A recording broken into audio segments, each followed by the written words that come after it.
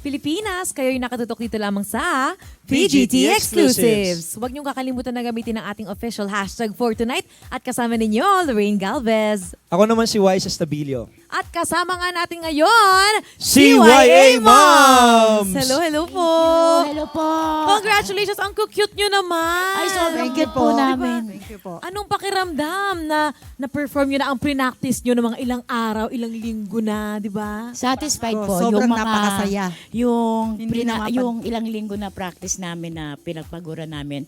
With a 4 yes, sobrang happy kami. Proud na proud kayo sa sarili Yes niyo, po. pati yung family, di ba? At gusto kong congratulate din yung costume designer ninyo, ang gara ng costume. Yes, Mami Jane Magbanwa po ang Actually po. nag-provide ng costume namin. Pang malakasan. Feeling ko malilinis nila talaga ang PGT stage dahil sa dami ng Sa walis walis. nila. Pang malakasan linis. Yes. At nabanggit nyo nga nakaapat kayo na yeses. Congratulations. Kaninong reaction ng ating mga judges kayo pinaka natuwa? Kay Ma'am Eugene. Kay Ma'am Eugene. Bakit po? Kasi parang na-feel niya kami na as a mother, as a mom, siya na nag-enjoy talaga sa ginagawa namin. And that's one reason, that's why we encourage all the moms out there na damhin nyo rin. The sound of music, na stress ka, hear the sound, isayaw mo. Ang sarap sa pakiramdam. Yun ang na-feel ni Ma'am Eugene. Yun ang nakita ko sa kanya. Tama. Si Mami po. Sa akin kasi natuwa ako sa sinabi ni Don.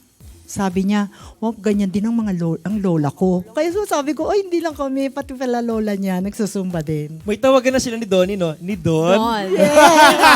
Ang cute Ganun na nila sila, doon. besties Oo, na close na sila. close na sila. Pero mga mamis, what made you decide na bumuo ng grupo at sumali ng Pilipinas Got Talent po? From the CYA itself, the organization, we have a different sector from the youth, the LGBTQ, and now nag-launch ang CYA ng moms naman na training last year. We have a momship from the different barangays, 14 barangays of Quezon City of Navaliches, and we are the 14 barangays na pinagsama-sama. At ngayon nga, nandito kayo sa Pilipinas Got Yes. Talent na napanood kayo ni Sir FMG na mula season 1 ng Pilipinas Got Talent, napanood niya lahat ng performances. Kinabahan ba kayo?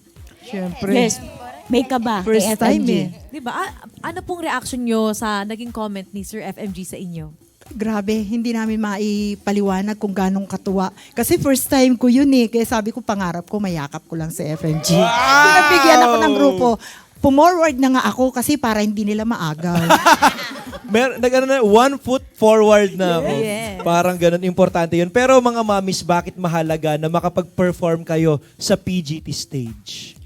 Para ma-express namin yung aming maipakita namin ang aming talent. May kakayahan tong mga mamis na to. Kanino nyo naman po dinededicate ang performance nyo kanina? Para sa Pilipinas. Pilipinas Got Talent, para sa inyo po ito. Ay, para sa buong Pilipinas. Yes po. Magse-celebrate tayo with the whole Pilipinas. Yes! Proud na proud sa inyo ang Pilipinas. Congratulations Thank you once po. again, CYA Moms! Thank you so much!